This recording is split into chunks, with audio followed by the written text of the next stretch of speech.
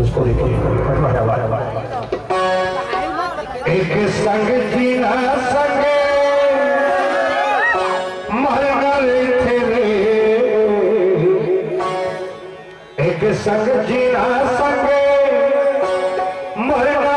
थे रे इहिला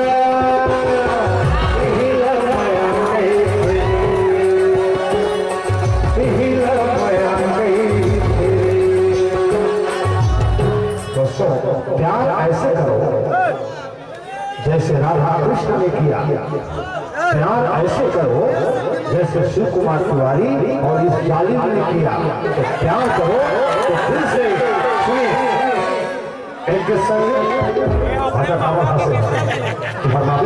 नहीं है गाँव एक संग जीना संग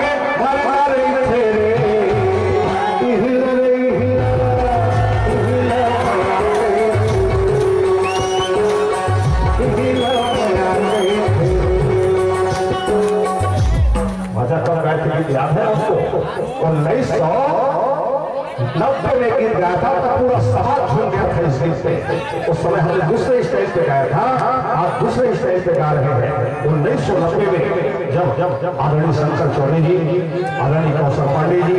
आदरणीय सिद्धनाथ भूतहरी जी और उस समय बिलासपुर के सांसद थे शायद जहां तक मेरा याद है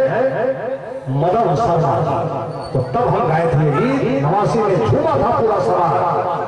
एक संग जीना संग मरना थे